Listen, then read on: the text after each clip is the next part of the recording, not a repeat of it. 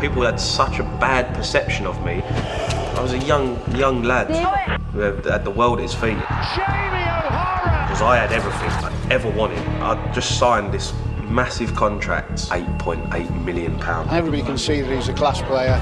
Bought this big house. I had a Bentley, a Range Rover and a Ferrari. 21 years of age, quite hard to deal with when you've never had nothing. And it was all of a sudden everyone wanted to be your mate and everyone wanted something out of you. That was the start of where things kind of went to slip a little bit. I was on the brink of wanting to kill myself, to be honest.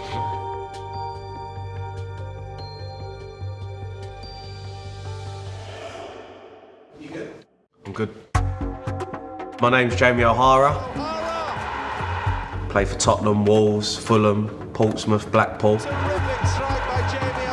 my family grew up in South London, but we moved out when I was sort of 7 to live in the countryside because my mum and dad always wanted to live out in the country. So I grew up in South Durham, and yeah, my dad still lives there today. I've got one brother. He's 4 years older than me. Good looking bloke he is, not gonna lie. He looks like David Beckham. He's not into football at all. And my dad was obsessed with football. He played for all the teams around South London. He was actually a good footballer. One day he tried to kick the ball around with my brother Ryan, and my brother was out going picking tulips up for my mum and flowers and stuff, and he was like, oh, I'm not even gonna bother. Until one day I just started kicking the ball about, and he was like, oh, actually I've got a son that likes football. And then from that day, I turned into the daddy's boy.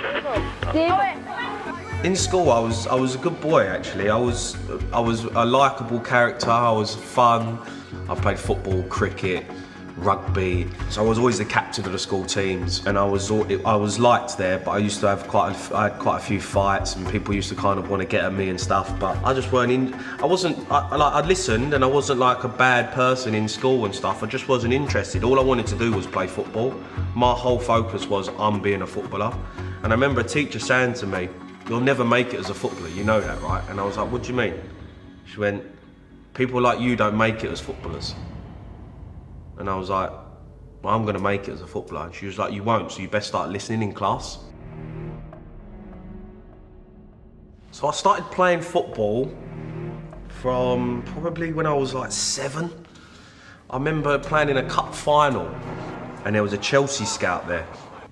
And they invited me to come down. They asked my dad if I'd come down and train with them. And my dad said to the guy, he said, oh, he's only 7. And the guy was like, even better, great. Like, I played for Chelsea till I was like 11.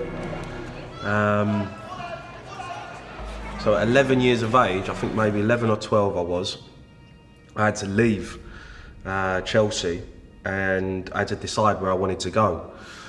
So there was a few clubs that come in for me. I had Man City, Arsenal, Man United, Wimbledon, and there was one other big team that really wanted me to go, Liverpool. And Man United really wanted me. They wanted me to go up there. They even offered to get a house for my mum and dad and live up there and stuff. So yes. It's hard talking about me mum. I don't know if I'm in the mood to cry today.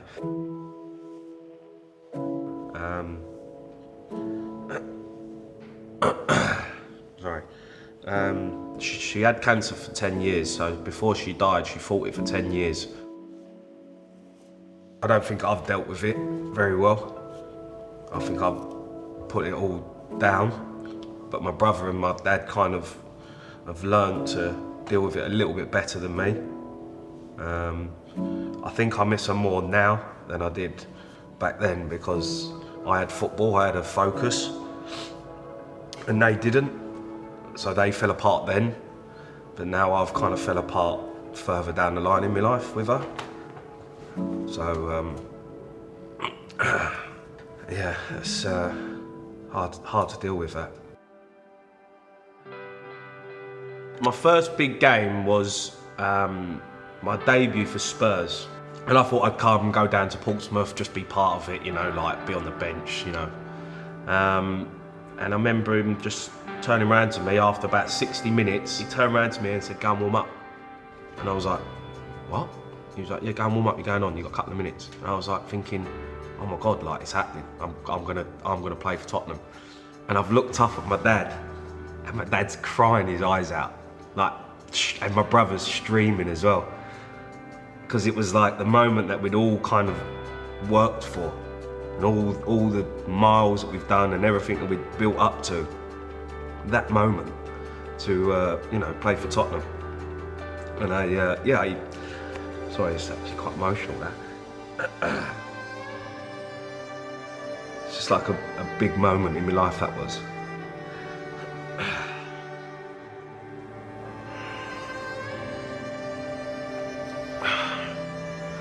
Yeah, that for me was like the perfect moment that I wish my mum was there, but I knew she was there. And just, I'd never forget that picture of my brother and my dad in the crowd watching me walk on.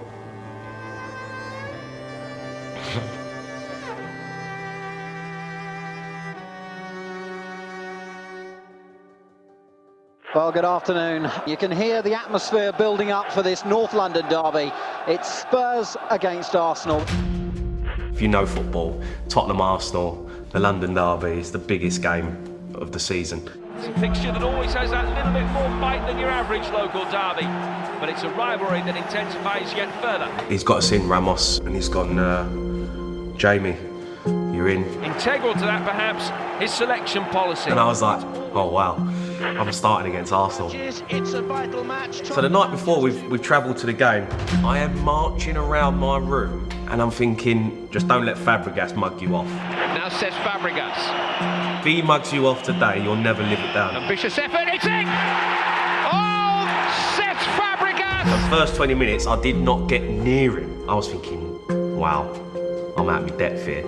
And then all of a sudden, it just kind of clicked. You know, the worry just went away. O'Hara drives in. The noise of everything around you just went away, and it was just me on a football pitch, like I was playing for Dartford District or Sunday League. And I just thought, just play, just back yourself, be confident, go and get on the ball. Here, he's found Berbatov. Oh, and he's managed to squeeze it in. And yeah, I got man of the match, had all this hype, and it was incredible, man. It changed all of a sudden, and the funny thing is, I remember where all of a sudden I knew that my life had changed was because there was this girl that I was driving her mad to try and take her on a date before that game. But she constantly threw me pies.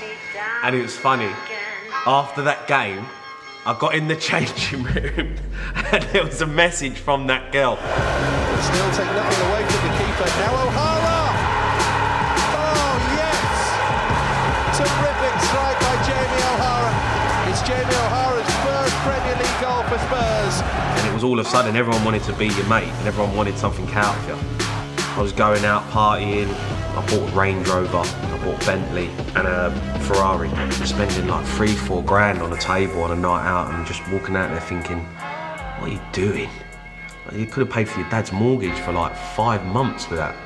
And it was like I just wanted what everyone else had. And I wanted to be part of, the first team boys all driving around in nice cars and nice things. At 21 years of age, like, it's quite hard to deal with when you've never had nothing. And that was the start of where things kind of went to slip a little bit.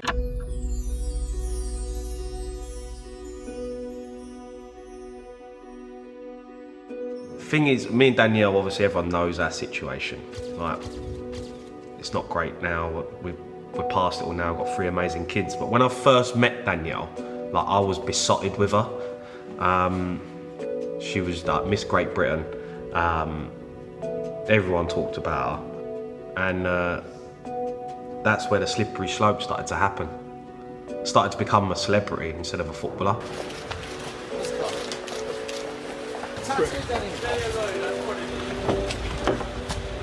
Harry Redknapp pulled me to one side and said, "Gonna leave you out of the squad." And I was like, "What?" So I'm starting, I'm playing. Binned me out of the squad, bang. Didn't say nothing.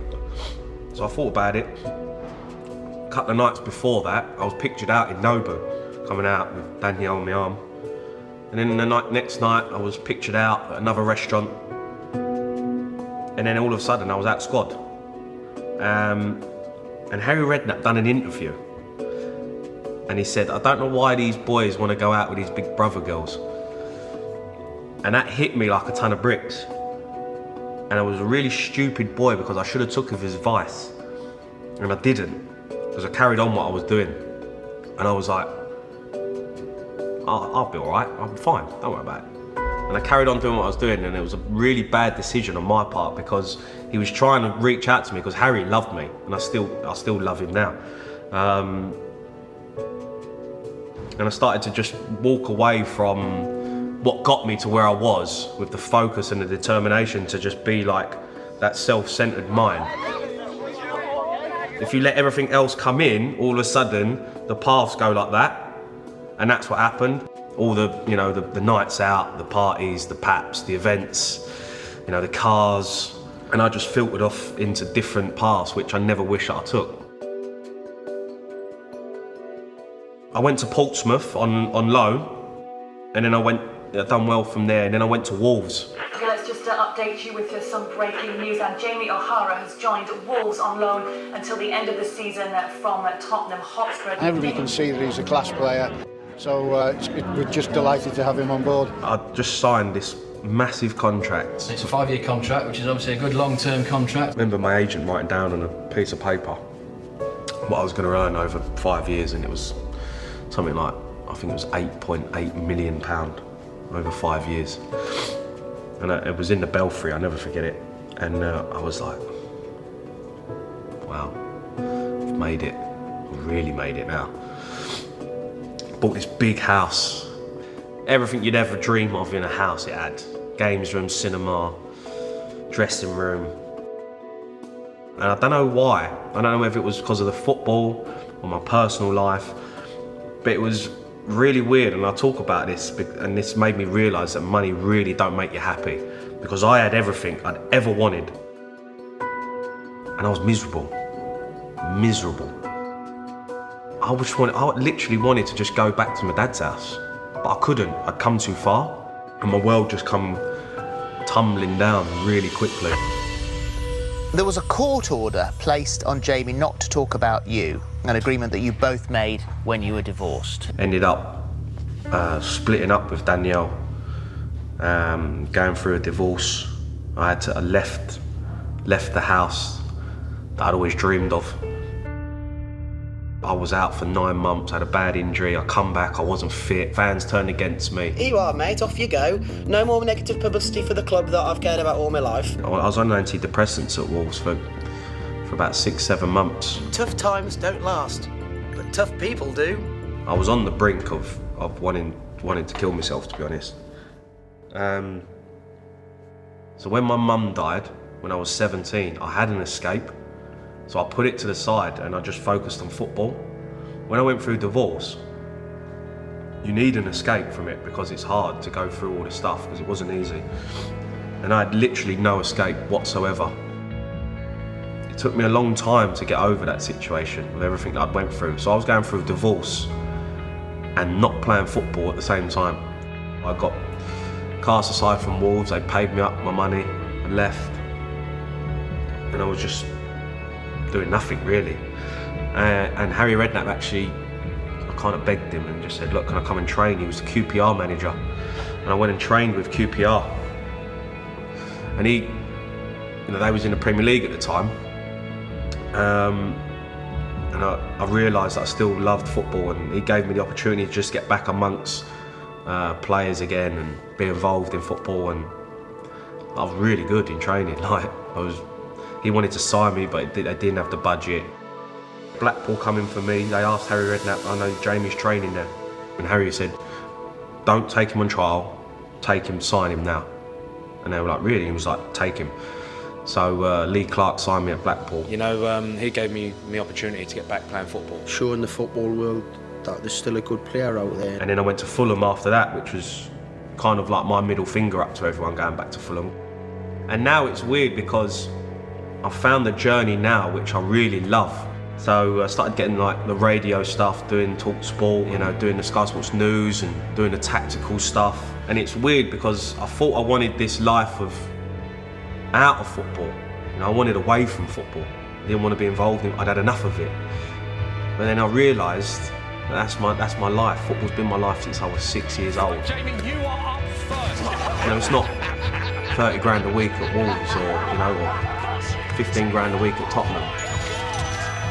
I found a journey and a career where I could be in for a long time and still achieve amazing things. And I'm proud of myself for that, I really am.